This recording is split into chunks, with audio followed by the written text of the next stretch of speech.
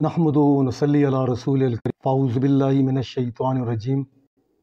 بسم اللہ الرحمن الرحیم۔ لاکھوں اور کروڑوں درود و سلام نبی آخر الزماں، خاتم النبیین، ختم المرسلین، امام الانبیاء محمد عربی صلی اللہ علیہ وآلہ وسلم کی شان اطہر پر، جو علم و خبر کے شہنشاہ بھی ہیں اور سمع و بصر کے سلطان بھی۔ آج مورخہ 3/2/2025 بروز پیر، بامقام خاکسار طریق اویلیہ مرکز، باحکم قائد محترم نیٹ ورکنگ انجینئر عنایت اللہ خان زیغم المشرقی، عذر قرآن فکر المشرقی کے تناظر میں خاکسار بلال حیدر آپ سے مخاطب ہے۔ دیکھتی آنکھوں سنتے کانوں، میری طرف سے آپ سب اہل وطن کو اور میری زندگی اور موت کے خاکسار ساتھیوں کو دل کی اتھاہ گہرائیوں سے عسکر اسلام۔ چونکہ ہمارے فکری اور نظریاتی طور پر ہماری جتنے بھی ہمارے جو پروگرامز پورے پاکستان کے اندر مختلف مراکز میں ایک مضبوط سٹینڈنگ کے ساتھ، ایک مضبوط آئیڈیالوجی کے ساتھ، ایک مضبوط نظریے کے ساتھ، ایک مضبوط ترین فکر کے ساتھ، ایک مضبوط لائن آف ایکشن کو سامنے رکھتے ہوئے ہماری چین ایک تسلسل کے ساتھ ہم آگے بڑھ رہے ہیں، اور اپنی فکر کو آپ کی اذہان کے اندر اس کو پینیٹریٹ کیا جا رہا ہے۔ ہمارا جو اصل جو منتہا ہے وہ نبی مکرم محمد عربی صلی اللہ علیہ وآلہ وسلم کے مبعوث ہونے کی غرض و غایت کو پیش کرنا ہمارے سامنے ہمارا مقصد اولین اور آخرین یہی ہے کہ جس طرح دین اسلام کی فکر کو جس طرح ڈائیورٹ کیا گیا ہے، اس ڈائیورژن کو سامنے رکھتے ہوئے آج مسلمان جس طرح اس اصل لائن سے جس طرح آف ٹریک ہو چکا ہے، نبی کی زندگی کو نہ سمجھ کر اور قرآن کے اترنے کی غرض و غایت کو نہ سمجھ کر،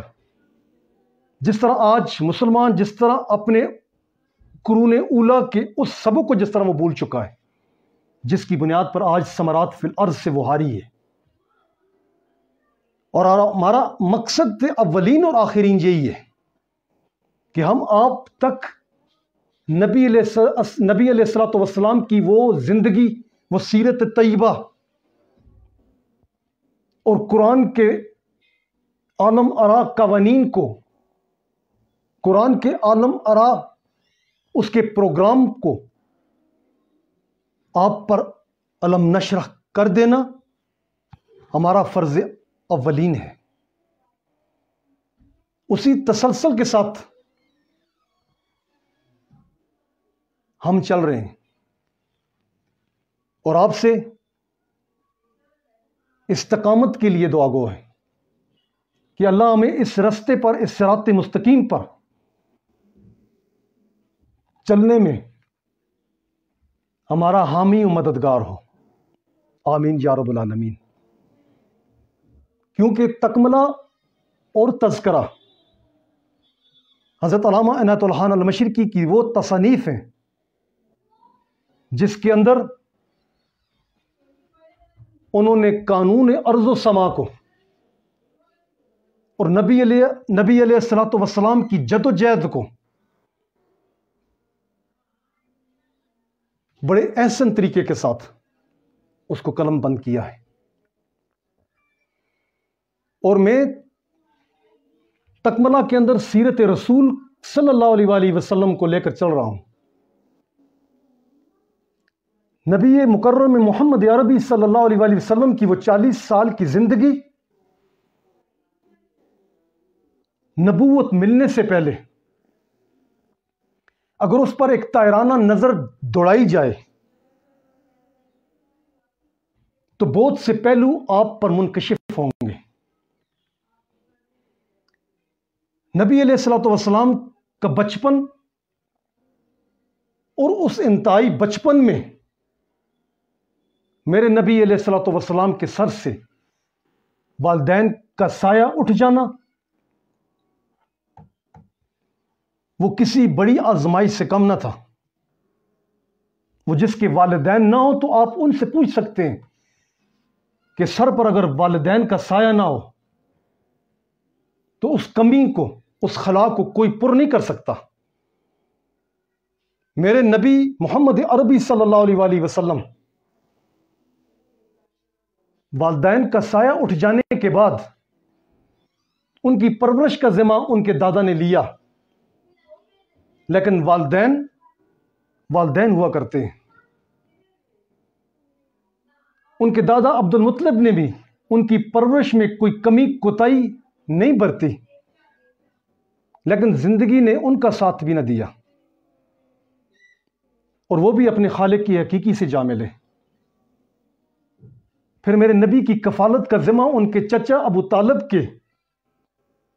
ذمہ آیا۔ انہوں نے بھی ان کی پرورش میں، ان کی تربیت میں کوئی کجی، کوئی سستی، کوئی کائلی کا ثبوت نہیں دیا، بلکہ اپنے بچوں سے بڑھ کر، اپنی اولاد سے بڑھ کر میرے محمد صلی اللہ علیہ وآلہ وسلم کی تربیت اور ان کی کفالت کی ہے۔ جوں جوں وقت گزرتا گیا، محمد عربی صلی اللہ علیہ وسلم کی عمر کے اندر پختگی بھی آتی چلی گئی۔ جہاں کہیں بھی ابو طالب گئے، تجارت کی غرض و غایت سے یا کسی اور عنوان سے، تو انہوں نے میرے نبی محمد عربی صلی اللہ علیہ وسلم کو اپنے ساتھ، اپنے سائے کی طرح رکھا۔ وہ سفر تجارت کی غرض سے ہو یا کسی اور عنوان سے، میرے نبی نے راستے کی تکالیف کو برداشت کیا، سفر کی مشکلات کا سامنا کیا، اور جوں جوں عمر کی پختگی کے مراحل کے اندر محمد عربی صلی اللہ علیہ وسلم جب داخل ہوتے چلے گئے تو انہوں نے تجارت کے رموز کو اور تجارت کے اندر باکمال انہوں نے مقام حاصل کیا، اور مختلف ممالک کے جب دورے کیے اپنے چچا کے ساتھ تو لوگوں کی نفسیات کو سمجھنے کا بھی موقع ملا، لوگوں کے معاملات کو اور تجارت کے ان رموز کو، ان ٹیکنیکس کو سمجھنے کی بھی انہوں نے اس کو بھی سمجھنے کی کوشش کی، اور اپنی بے پناہ خداداد صلاحیتوں کی بنیاد پر میرے نبی نے اپنی ان پروڈکٹس کو سیل آؤٹ کرنے کے لیے ان گرد و نواح کے ممالک میں ان مایہ بزنس مین کے اندر جو راستے ہموار کیے ہیں وہ اپنی مثال آپ تھے۔ ان تجارت کی غرض سے کیے گئے وہ سفر اور ان سفر کے اندر میرے نبی نے زمین پر ہونے والی تبدیلیوں کا گہرا مطالعہ کیا ہے کہ کس طرح، کن اصولوں کی بنیاد پر قومیں عروج حاصل کر رہی ہیں اور کن اعمال سیئات کی بنیاد پر قوموں کو صفحہ ہستی سے ایلیمینیٹ کیا جا رہا ہے۔ ساتھ ساتھ تجارت بھی ہوتی رہی اور اس تجارت کے ساتھ ساتھ میرے نبی نے کائنات کے اسرار و رموز پر اور خدا کی بنائی ہوئی اس جولانگاہ کے اندر فطرت کے اسرار و رموز کا بھی گہرا مطالعہ کیا ہے. انتہائی حمیق طریقے کے ساتھ خدا کے عالم آرا قوانین کو جو فطرت کے اندر مزین تھے، میرے نبی نے اپنی خداداد صلاحیتوں کی بنیاد پر، جو سیاہی سے نہیں لکھے گئے لیکن وہ اللہ کا بنایا ہوا قانون جو فطرت کی ان آیات کے اندر مزین تھا، میرے نبی نے ان کو قریب سے پڑھنے کی کوشش کی ہے، جس کی بنیاد پر میرے نبی پر بہت سی چیزیں منکشف ہوئی ہیں. اس میں کوئی شک بھی نہیں کہ وہ صادق اور امین تھے، اور صادق اور امین کا ٹائٹل میرے نبی کو میرے نبی کے ان دشمنوں نے بھی دیا ہے. اس میں کوئی شک نہیں، وہ صادق اور امین بھی تھے اور ایمانداری میں اور اس تجارت کے اندر انتہائی ٹرانسپیرنسی کے ساتھ جس طرح انہوں نے بزنس کو دوام بخشا ہے، جس طرح انہوں نے اس تجارت کے اندر نئی جہتیں، نئے اصول وضع کیے، ان کا شعرا مکے کے اندر ہر زبان پر زد عام تھا. میرے نبی کی صداقت پر، ان کی لیاقت پر، ان کی فراست پر، ان کی ایمانداری پر، ان کی مدبرانہ صلاحیتوں کا اعتراف کرتے ہوئے اس وقت کی مکہ کی امیر ترین خاتون، بااثر خاتون امی ختیجۃ الکبریٰ رضی اللہ تعالی عنہا نے میرے نبی کو نکاح کے لیے پرپوز کیا. پھر میرے نبی نے ان کی پرپوزل کو ایکسپٹ کیا اور امی ختیجۃ الکبریٰ رضی اللہ تعالی عنہا میرے نبی کے عقد میں آئیں. انتہائی شائستہ، انتہائی باکمال، با کردار، انتہائی دور اندیش اور ایشور نظر تھیں وہ. اس میں کوئی شک نہیں کہ بیوی خاوند کی اور خاوند بیوی کا لباس ہوا کرتا ہے. وہ ایک دوسرے کے خیالات، ایک دوسرے کے جذبات اور ایک دوسرے کے احساسات کا آئینہ دار ہوا کرتے ہیں. نبی مکرم محمد عربی صلی اللہ علیہ وآلہ وسلم کی وہ 40 سال کی زندگی جو انہوں نے گزاری اور جن مدبرانہ صلاحیتوں کی بنیاد پر انہوں نے کائنات کے اسرار و رموز کو جس طرح قریب سے دیکھا ہے،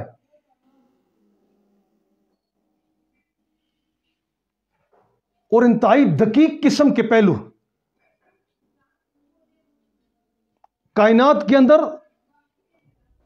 خدا کے بکھرے ہوئے قوانین کو جس طرح میرے نبی نے ان کو ایکسٹریکٹ کیا ہے، جس طرح ان کو اینالائز کیا ہے میرے نبی نے، وہ ساری کی ساری چیزیں امی ختیجۃ الکبریٰ رضی اللہ عنہ کے ساتھ انہوں نے ڈسکشن کی ہے ان کی. جب نبوت کا تاج میرے نبی کے سر اقدس پر رکھا گیا تو سب سے پہلے ان غار حرا کی خلوتوں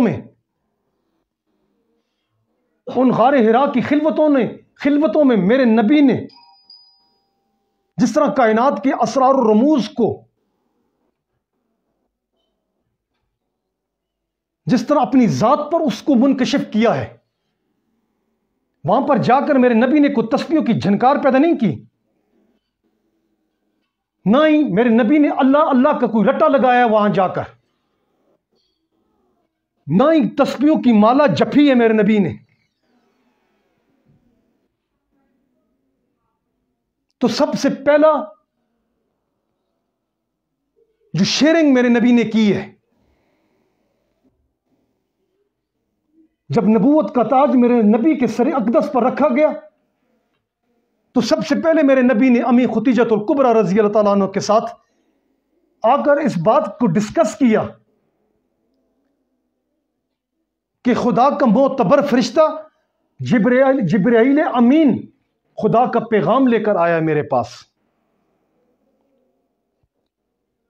تو سب سے پہلے میرے نبی کی نبوت کو پروف کرنے والی وہ پہلی خاتون ختیجۃ الکبریٰ رضی اللہ تعالیٰ عنہا تھیں. یہ ایکسیپشن، یہ اپروول، یہ ایتھینٹسٹی، یہ نبوت کو سب سے پہلے پروو کرنے کا لمحہ یہ کوئی سڈنلی نہیں ہوا بھائی. یہ اچانک نہیں ہوا کہ میرے نبی نے کہا کہ میں اللہ کا نبی ہوں، مجھے اللہ کی طرف سے نبوت مل چکی ہے، اور امی ختیجۃ الکبریٰ رضی اللہ تعالیٰ عنہ نے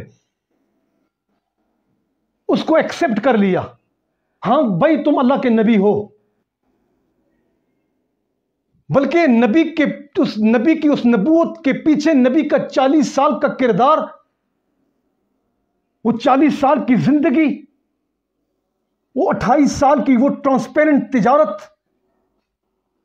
وہ نبی کے دقیق مسائل پر گفتگویں، وہ فطرت کے قوانین جو میرے نبی نے غار حرا کی خلوتوں میں، جو خدا کی طرف سے میرے نبی کو منکشف ہوئے، جس کی بنیاد پر میرے نبی کو کائنات کی اسرار و رموز کی کنجیاں میرے نبی کو تحفتاً دی گئیں، جو میرے نبی نے وہ دقیق مسائل امی ختیجۃ الکبریٰ کے ساتھ ڈسکس کیے ہوں گے، اپنے یار صدیق اکبر کے ساتھ وہ فطرت کے قوانین کو ڈسکس کیا ہے میرے نبی نے اس نبوت سے کے ملنے سے پہلے. وہ اپنے خادم حضرت زید بن حارثہ کے ساتھ، اپنے اہل و عیال کے ساتھ، اپنے خاندان کے ساتھ، اپنے بھتیجے علی کے ساتھ وہ فطرت کے قوانین کو، اوقرائے کائنات کے اسرار و رموز کے دقیق مسائل کو امی ختیجۃ الکبریٰ رضی اللہ عنہ کے ساتھ ان مسائل کو ڈسکس کیا تھا. اور میرے نبی کی ان مدبرانہ صلاحیتوں پر اور میرے نبی کی ان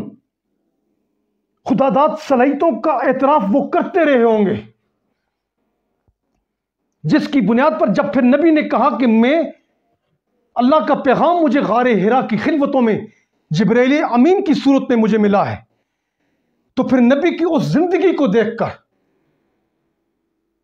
کہ جن کی صلاحیتوں کا اعتراف ان اہل و عیال نے کیا تھا، پھر انہوں نے اس چیز کا بھی اعتراف کیا تھا کہ اے محمد تم اللہ کے نبی ہو، تم جو کچھ بھی کہہ رہے ہو یہ برحق ہے کہ تم اللہ کے نبی ہو. تم نے اپنی زندگی میں کبھی جھوٹ نہیں بولا. تم نے وہ مسائل ہمارے ساتھ ڈسکس کیے جو ہمارے دماغوں کے کسی حصے میں بھی آج تک خدا نے نہ ڈالے ہوں.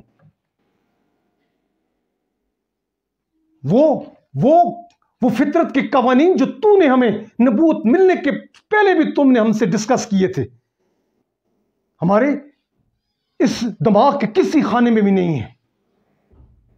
اس میں کوئی شک نہیں ہے کہ تمہیں جبرائیل امین نے خدا کا پیغام تمہیں سنا کر تمہیں نبوت کے لیے منتخب کیا ہے میرے اللہ نے. یہ الفاظ میرے امی ختیجۃ الکبریٰ کے بھی تھے، یہ الفاظ صدیق اکبر کے بھی تھے، یہ الفاظ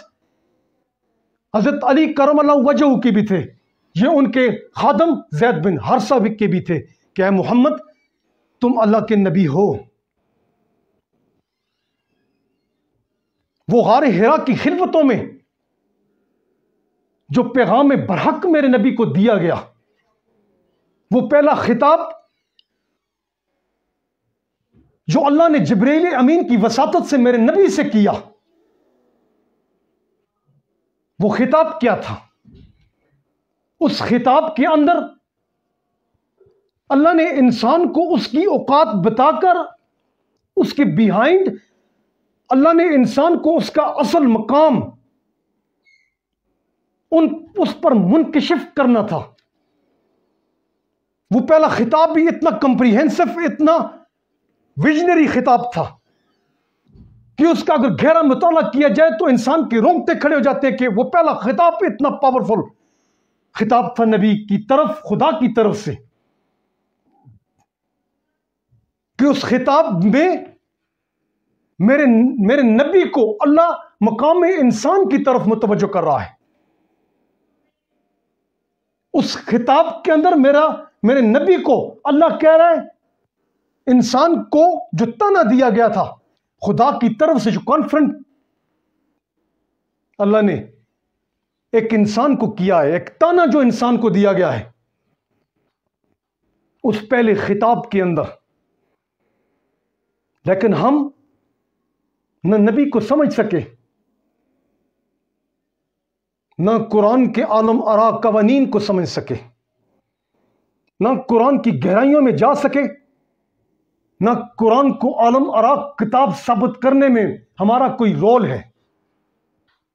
وہ پہلا خطاب کیا تھا؟ اقرأ باسم ربک الذی خلق۔ اے محمد عربی صلی اللہ علیہ وآلہ وسلم، تو اپنے سالہ سال کے غور و خوض کے مرحلوں سے گزرنے کے بعد تیرے ذہن کی یہ کیفیت ہوئی ہے کہ تو خدائے ارض و سما کی طرف سے پیغام حق کا امیدوار ہے۔ تو ڈیزرو کرتا ہے نبی، تو ڈیزرو کرتا ہے کہ جس طرح تو نے کائنات کے اندر، جس طرح تم نے جھانکنے کی کوشش کی ہے، جس طرح تو نے مجھے پا لینے کی جستجو کی ہے، جس طرح تو نے کائنات کے چپے چپے کو جس طرح کھنگالنے کی کوشش کی ہے نبی، جس طرح تو نے میرے عالم میں، میرے عالمان فطرت کے اندر موجود ان آیات کو جو کالے حروف میں تو نہیں ہیں، لیکن میرے تو ان قوانین کو جس طرح تو نے پڑھا ہے، اور تو اس بات پر ڈیزرو کرتا ہے نبی کہ میں اپنا پروگرام، اپنا پیغام تم پر مؤخر کر کے رکھ دوں، اپنے پیغام کو تمہارے کندھوں پر اس کو میں پیغام اخیر کے طور پر پیش کر دوں۔ تو اس چیز کو ڈیزرو کرتا ہے نبی کہ تمہیں میں خاتم النبیین ثابت کر دوں، تو اس چیز کو ڈیزرو کرتا ہے۔ اور تو اپنے پروردگار عظیم کا نام لے کر پڑھ جس کا تجھے حکم دیا گیا ہے، اور وہ پیغام حق یہ ہے، خلق الانسان من حلق، کہ تیرے پروردگار عظیم نے انسان جیسی باہوش مخلوق کو نطفہ منی سے پیدا کیا ہے۔ اس آیت کے اندر اللہ نے انسان کو کانفرنٹ کیا ہے، اس کے اندر اللہ نے انسان کو طعنہ دیا ہے اس کی پیدائش کے طریقہ کار پر، کہ جب تک تم اس ہینیس میتھڈ کو، اس غلیظ ترین طریقہ کار کو جب تک تم بدلنے کی کوشش نہیں کرو گے، اس وقت تک تم میرے قائم مقام ہونے کا شرف تم حاصل نہیں کر سکتے، تم اس وقت تک خدا کا مماثل نہیں بن سکتے، تم اس وقت تک خلیفۃ الارض نہیں بن سکتے جب تک تم اس گوشت پوست کے اس جسم سے، جب تک تم اس گوشت پوست کے اس جسم کو خیر آباد کرنے کی صلاحیت پیدا نہیں کر لیتے، تم اس وقت تک اس مقام کو حاصل نہیں کر سکتے جو مقام میں نے تجھے دینا چاہا۔ پھر کہتا ہے اللہ، اقرأ وربک الاکرم الذی علم بالقلم، پھر اللہ کہتا ہے کہ پڑھ، ہاں پڑھ، اس کو سمجھ کر کے تیرا پروردگار عظیم سب سے بڑھ کر لائق کی عزت ہے نبی، تیرا پروردگار سب سے بڑھ کر لائق کی عزت ہے جس نے قلم کے ذریعے انسان کو وہ علم جو اس نے سمع و بصر اور فواد کے ذریعے حاصل کیا ہے، اور نسل انسانی کو ترقی کے مدارج تک پہنچانے کے لیے سکھلایا ہے۔ علم الانسان ما لم یعلم، اور اس کو اشیاء فطرت کے وہ نمونے وہ علم اس کو عطا کیا گیا ہے جو اس سے پہلے کسی کو عطا نہ کیا گیا ہو۔ یہ پہلا خطاب اتنا پاورفل خطاب ہے، یہ اپنے اندر اتنی گہرائی اس کے اندر ہے کہ اللہ نے اپنے اس پہلے پروگرام ہی میں، پہلے خطاب ہی میں، اللہ نے انسان کو اس کی اصل اوقات بتا کر اس کو اس تانے کے پیچھے اس کے اصل مقام کی طرف اللہ نے اس کو اس پر سے پردے اٹھانے کی کوشش کی ہے۔ لیکن افسوس کی بات، ہم نے نہ نبی کو سمجھنے کی کوشش کی، نہ قرآن کے عالم قوانین کو، قرآن کے ان چھپے ہوئے اسرار و رموز کو سمجھنے کی کوشش نہ کی کہ قرآن نسل انسانی سے کس چیز کا متقاضی ہے، اور لاکھوں اور کروڑوں برس پر چلائی گئی اس فلم کا باعث اول کیا تھا اور اس کا آخری ڈراپ سین کیا ہوگا۔ اس انسان نے نہ نبی کو سمجھنے کی کوشش کی، نہ قرآن کو سمجھنے کی کوشش کی ہے۔ اور ہمارے لیے یہ سب سے بڑا المیہ یہ ہے کہ ہمارے درمیان دانشوروں نے، پڑھے لکھے طبقے نے، ہماری مذہبی پیشوائیت کے اندر انہوں نے قرآن کو تو پڑھا ہے، لیکن قرآن پر تدبر نہ کر سکے وہ لوگ، قرآن کے اندر وہ غوطہ زن نہ ہو سکے کہ نبی کی جد و جہد کس عنوان سے تھی، اور قرآن جس نبی پر اس پروگرام کو پیغام اخیر کے طور پر پیش کیا گیا ہے، اس قرآن کی غرض و غایت کیا تھی۔ اس قرآن کے اندر نسل انسانی کی پیدائش سے لے کر اس کائنات کے پیدا کرنے کے مقصد سے لے کر اس سارے پروگرام کو وائنڈ اپ کرنے تک کا پروگرام پورے کا پورا موجود ہے۔ یہ نسل انسانی کے لیے رشد و ہدایت ہے۔ یہ قرآن مجید نسل انسانی کے لیے ایک صراط مستقیم ہے۔ یہ قرآن مجید ہر دور کے لیے جدید ہے، اور اس کے اندر ایک ڈائنامک پوزیشن ہے۔ اس کے اندر ہر دور کے تقاضوں کو پورا کرنے کے لیے یہ خدا کی طرف سے ایک ہدایت نامہ ہے۔ لیکن ہم خدا کے اس پروگرام کو ہم نے سمجھنے کی کوشش ہی نہ کی۔ ہم نے اپنے نبی کو امی گردان دیا کہ وہ ان پڑھ تھا۔ کیا وہ نبی ان پڑھ ہو سکتے ہیں جو لاکھوں اور کروڑوں روپوں کا حساب، ایک ایک پائی کا حساب 2 + 2 = 4 کی طرح امی ختیجۃ الکبریٰ رضی اللہ تعالیٰ عنہا کو آ کر دے، جس میں ایک پائی کا حساب بھی تاریخ کے اندر موجود ہے کہ ایک پائی کا حساب کسی طور پر بھی نہ آیا؟ کیا وہ نبی ان پڑھ ہو سکتا ہے؟ کیا وہ نبی ان پڑھ ہو سکتا ہے جس نے ہجرت کے بعد مدینہ کے گرد و نواح کے اندر ان بستیوں میں، ان بنو نذیر، بنو قریظہ، بنو خزرج کے اندر مدینہ کے انٹلیکچوئل سے خطاب کر رہے ہیں، جس کی خطابت کو کوئی چیلنج نہ کر سکا؟ کیا وہ نبی ان پڑھ ہو سکتا ہے؟ کیا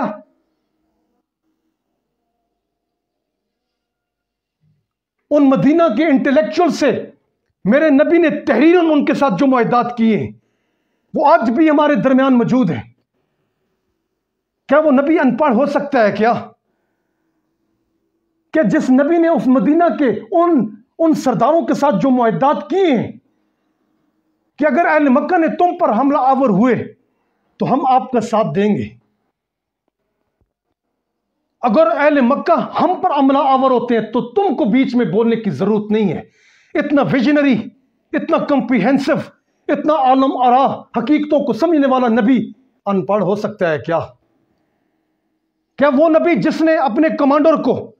اس گوریلا وارفیئر کے دوران ایک رکن دے کر بھیجا کہ وہاں فلاں گھاٹی کے پاس جب تم پہنچو گے تو اپنے آپ کو سب سے پہلے اپنے آپ کو محفوظ کرنا ہے، پھر اس مقام پر پہنچ کر اس رکے کو کھول کر پھر تم نے اپنا فیصلہ صادر کرنا ہے، اس سے پہلے اس رکے کو تم نے نہیں کھولنا؟ کہ ایسا عالم آرا قانون کو سمجھنے والا، ایسا جنگی حکمت عملی کو سمجھنے والا نبی ان پڑھ ہو سکتا ہے؟ وہ نبی وہ سائنسدانوں کے روئے زمین پر بسنے والے تمام سائنسدانوں کا رہنما سائنسدان ہے میرا نبی. جس نبی کو تو نے ہمارے معاشرے کے اندر اس مذہبی پیشوائیت نے میرے نبی کی زندگی کو نہ سمجھ کر اس کو امی گردانا ہے. وہ نبی جو اس روئے زمین کے پر بسنے والے تمام جرنلز کا رہنما جرنل ہے میرا نبی. اس نبی کو تم امی گردان رہے ہو. حیف ہے تمہاری عقلوں پر، حیف ہے تمہاری سوچ پر، حیف ہے تمہارے علمی قد کاٹ پر کہ تم اتنے عالم آرا قوانین کو سمجھنے والا نبی، جس کے کندھوں پر اللہ اپنے نبوت کے پروگرام کو مؤخر کر رہا ہے، جس پر تمام انبیاء اکرام کو ان کے تمام تر پروگرام کو جس کے کندھے اقدس پر جس سارے پروگرام کو مؤخر کر رہا ہے اللہ، ایسے نبی کو تم امی گردان رہے ہو. تم امی کی تم لغت کوئی نہ سمجھ سکے کہ اس الف اور میم کے درمیان کوئی چیز نہیں ہے، اس اللہ اور محمد کے درمیان کوئی چیز نہیں ہے. تم اس امی کے لفظ کو سمجھ نہ سکے. تم اس پہلی خطابت کو سمجھ نہ سکے. تم پہلے سبق کو نہ سمجھ سکے کہ اللہ اپنے نبی سے کس موضوع پر اپنے نبی سے ایڈریس کر رہا ہے، اپنے نبی سے خطاب کر رہا ہے. اللہ قرآن کے اندر کہہ رہا ہے اولم یری الانسان انا خلقناه من نطفة فاذا هو خصیم مبین. کیا انسان نے نہیں دیکھا کہ ہم نے اس کو گندے قطرے سے پیدا کیا ہے اور اب یہ ہمارا ناگہاں اور کھلا دشمن بن چکا ہے. یہاں پر بھی اللہ انسان کو تانا دے رہا ہے، اس کی پیدائش پر اس کو تانا دے رہا ہے کہ جب تک تم اس غلیظ ترین اس ہینیس میتھڈ کو جب تک تم تبدیل نہیں کر لیتے، اس وقت تک یہ آیت تمہارا پیچھا کرتی رہے گی، یہ آیات تمہارا پیچھا کرتی رہیں گی. پھر قرآن کے اندر اللہ فرما رہا ہے انسان سے وَضَرَبَ لَنَا مَثَلًا وَنَسِيَ خَلْقَهُ. یہ انسان اب یہ اپنی تدبیریں ہم پر آزما رہا ہے، لیکن یہ اپنی اس پیدائش کے اس طریقہ کار کو نہیں دیکھ رہا کہ کس گندے طریقے کے ساتھ کس اس نطفہ منی سے ہم نے اس کو پیدا کیا. وَضَرَبَ لَنَا مَثَلًا وَنَسِيَ خَلْقَهُ کہ ہم نے اس کو گندے قطرے سے پیدا کیا ہے، اس کی یہ اوقات ہے. پھر اللہ قرآن کے اندر پھر ارشاد فرما رہا ہے خلقنا الانسان من نطفة فاذا هو خصیم مبین. ہم نے اس انسان کو اس گندے قطرے سے خلق کیا ہے اور اب یہ ہمارا کھلا اور ناگہاں دشمن بن چکا ہے. سورہ القیامہ کے اندر اللہ فرما رہا ہے اَيَحْسَبُ الْإِنسَانُ وَمَنْ يُتْرَكْ سُدًى. کیا انسان اس گمان میں ہے کہ ہم اسے بغیر پوچھے اسے چھوڑ دیا جائے گا، اس کو کہ جو ذمہ داری اس کے کندھوں پر ہم نے رکھی ہے،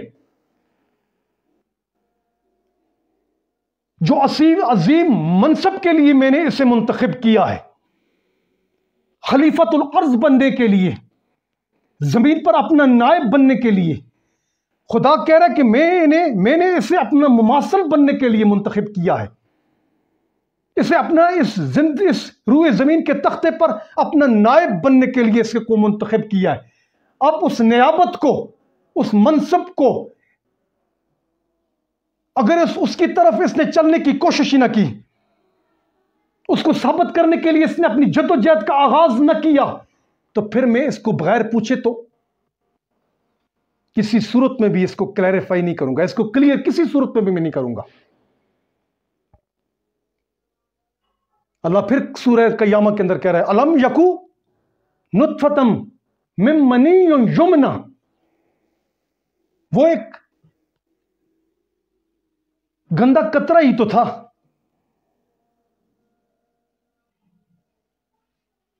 جو عورت کے عضو نازک کے اندر گرا دیا جاتا ہے.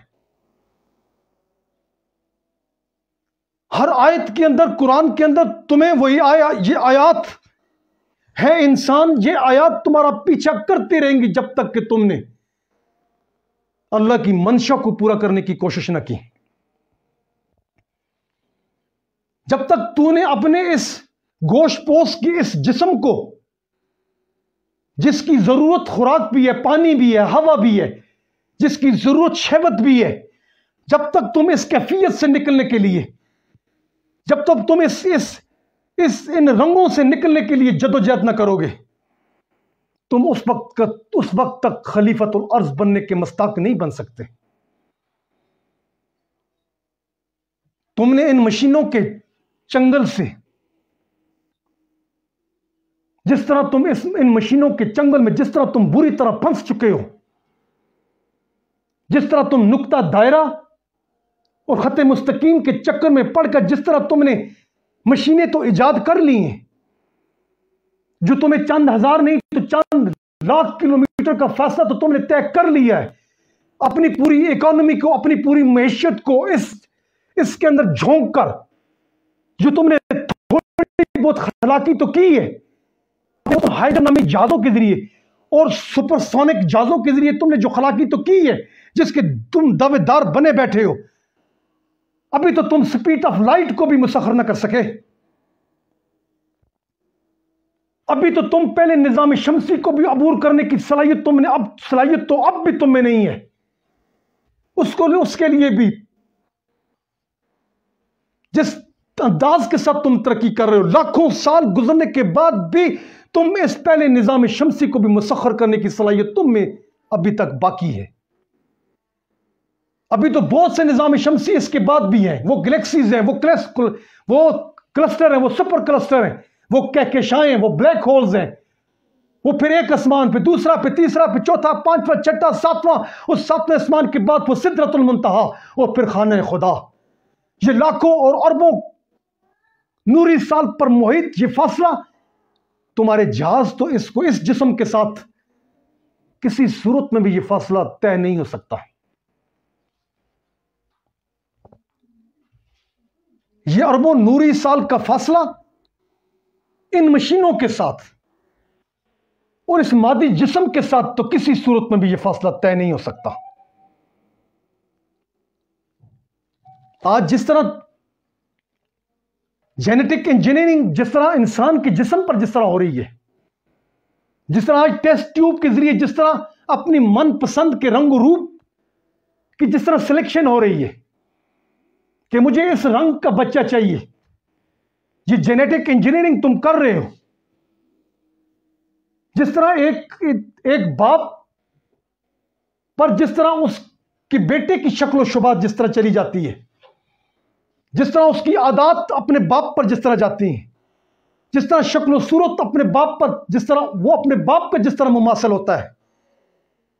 کیا تم نے کبھی غور کیا کہ وہ خدا کی ذات برحق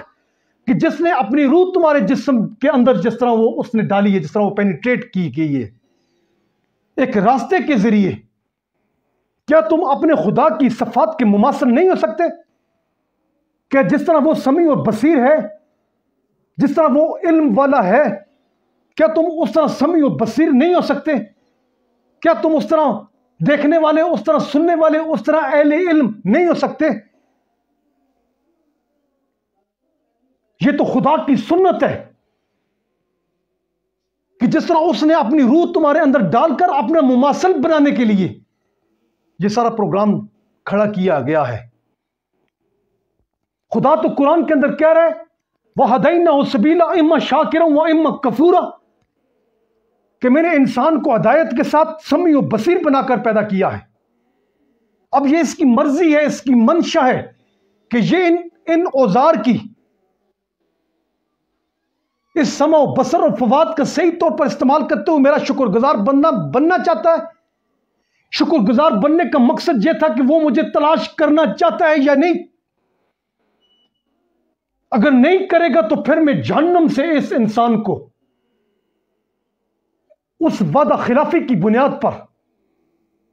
جو اللہ نے تم سے کر رکھی ہے، اللہ کہتا ہے کہ میں جہنم کو بھر دوں گا۔ ایک طرف تو تانا، ایک دوسری طرف اللہ تھریٹس دے رہا ہے تم کو۔ اولیس الذی خلق السماوات والارض بقادر علی ان یخلق مثلهم بلا وهو الخلق العلیم انما امره اذا اراد شیئا ان یقول له کن فیکون فسبحان الذی بیدہ ملکوت کل شیء والیہ ترجعون۔ کیا جس نے آسمانوں اور زمین کو پیدا کیا وہ اس چیز پر قادر نہیں کہ وہ تمہاری جگہ اس پروگرام سے پیٹ پھرنے کی بدولت، کیا خدا اس چیز پر قادر نہیں کہ تمہاری جگہ کسی خلق جدید کو اس زمین پر لا کر بسا دے؟ بلا کیوں نہیں، وہ تو زبردست پیدا کرنے والا ہے۔ اب یہ بھاری ذمہ داری تمہارے اوپر اللہ نے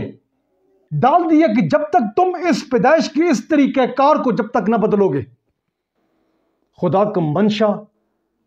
منشا و مقصود اس پیدائش کائنات کا فلسفہ ادھورا رہ جائے گا،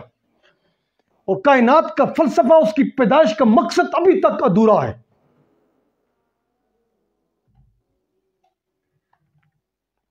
کہ جو بھاری ذمہ داری اللہ نے فرشتوں کی انجمن میں، ان فرشتوں کے ساتھ جو آرگومنٹس اللہ دے رہا ہے ان کو، اور فرشتے اللہ کو کہہ رہے کہ کیا تو ایسی نو کو، ایسے انسان کو زمین پر پیدا کرے گا جو خون گرائے گا اور فساد کرے گا؟ اور اب تک جو کچھ بھی ہو رہا ہے وہ فرشتوں کا کہا پورا ہو رہا ہے۔ اب تک جو کچھ بھی زمین پر فساد فی الارض قائم ہے، جس طرح ناحق، جس طرح خون گرائے جا رہے ہیں، یہ فرشتوں کا کہا پورا ہو رہا ہے۔ ابھی اللہ کا کہا پورا ہونا ابھی باقی ہے۔ قال انی اعلم ما لا تعلمون، جو میں جانتا ہوں وہ تم نہیں جانتے فرشتوں، جو میں جانتا ہوں وہ تم نہیں جانتے۔ ابھی اللہ کا کہا پورا ہونا ابھی باقی ہے۔ وہ جس دن پورا ہوگا، جس طرح انسان اس جسم کو اپنے اس روح کو جسم سے نکالنے پر جب قادر ہوگا، اس دن پھر اس کائنات کا اختتام یقینی ہے۔ اس دن پھر اللہ کہے گا وَجَاءَ رَبُّكَ وَالْمَلَكُ صَفًّا صَفًّا۔ پھر اس دن اللہ اپنے تخت پر خدا برا جمان ہوگا، اللہ اپنے تخت پر برا جمان ہوگا۔ وَجَاءَ رَبُّكَ وَالْمَلَكُ صَفًّا صَفًّا، پھر فرشتے قطار در قطار حاضر کر دیے جائیں گے۔ فرشتے کیوں بھائی؟ یہ تو فلم ساری انسانوں پر چل رہی ہے، یہ تو سارا یہ مین کریکٹر صرف انسان ہے، تو فرشتوں کو قطار در قطار حاضر کرنے کی کیا ضرورت پڑی اللہ کی ذات کو؟ وہ اس لیے کہ اللہ انہی فرشتوں کو حاضر کرے گا کہ میں نے جس مخلوق کے بارے میں تم سے کہا تھا، جس پر تمہارے آرگومنٹس یہ تھے کہ یہ زمین پر فساد کرے گا اور خون گرائے گا، کہ کس طرح میں نے اس نسل انسانی کو شروعات کس دور سے میں نے کی ہے، وہ اس کا نقطہ آغاز کس عنوان سے تھا، اس کا قوام کس طرح میں نے اس کی شروعات کی ہیں، اس کا علم تمہارے پاس سب سے بہتر، تم جانتے ہو کہ میں نے انسان کی شروعات کس نقطے سے کی ہیں۔ آج وہ مجھے ڈھونڈتا ہوا، تلاش کرتا ہوا خانہ خدا کے قریب پہنچ چکا ہے۔ آج یہ میرا خلیفۃ الارض ہے، یہ انسان جس کو تم نے کہا تھا کہ یہ زمین پر فساد کرے گا اور خون گرائے گا، یہ میرا مماثل بن چکا ہے، میری طرح دیکھنے والا، میری طرح سننے والا، اور لگ بھگ میرے جتنا علم اس نے بھی حاصل کر لیا ہے۔ یہ میرا مماثل بن چکا ہے، یہ میرا نائب بن چکا ہے، یہ زمین پر میرا خلیفہ بن چکا ہے۔ اب اس کائنات کی باقی رہنے کی اب ضرورت نہیں بچی، وہ اس کائنات کا آخری ڈراپ سین ہوگا۔ خدا را اس قرآن کو سمجھنے کی کوشش کرو، اس کی گہرائیوں کے اندر جھانکنے کی کوشش کرو، حقدار طریق کے پروگرام کو سمجھنے کی کوشش کرو، اپنے اندر اصلاح نفس اس عنوان سے پیدا کرو کہ تم اتنے بالیدہ اور اتنے پاکیزہ ہو جاؤ اس پاکیزگی کے اس مقام تک پہنچ جاؤ کہ خدا کے قریب سے قریب تک تم ہو جاؤ. خدا کو سمجھنے کی کوشش کرو، اپنے مقام کو سمجھنے کی کوشش کرو کہ کس مقام کے لیے اللہ نے تمہیں چنا ہے. اور اتنا بڑا منصب، اپنا قائم مقام ہونے کا منصب، اپنا مماثل بننے کا منصب، اس خلیفۃ الارض پر اپنا نائب ہونے کا جو منصب تمہارے کاندھوں پر اس نے رکھا ہے، اس کو سمجھنے کی کوشش کرو. خاکسار تری کے پروگرام کو سمجھنے کی کوشش کرو. ہمیں تمہاری وزارتیں، تمہاری صدارتیں ہمیں نہیں چاہیے. لا الہ الا اللہ محمد رسول اللہ. ہمیں کسی چیز کی کوئی لالچ نہیں ہے، نہ کسی رتبے کی لالچ ہے، نہ کسی عہدے کی لالچ ہے، نہ کسی منصب کی لالچ ہے. نہ ہم نے ایم پی ایس بننا ہے، نہ ایم این ایس، نہ ہم نے کوئی چیف منسٹر بننا ہے، نہ کوئی پی ایم کی ہمیں کوئی لالچ ہے، نہ ہمیں کوئی اقتدار کی لالچ ہے. ہم صرف تمہیں پیغام حق سنا دینا چاہتے ہیں. جس طرح میرے نبی نے اس گلی محلوں کے اندر اس پروگرام کو، جس طرح ان مکے کی گلیوں میں ان بدوؤں کے اندر اس اللہ کے پروگرام کو جس طرح پینیٹریٹ کر کے کیس و کسرا کے محلات کو جس طرح اپنے پاؤں کے نیچے روند کے رکھ دیا، ہم وہ پروگرام تمہیں دینا چاہتے ہیں کہ تم اس پروگرام کو سمجھ کر تم یہ اقتدار، یہ اختیار، دائمی اختیار، دائمی اقتدار،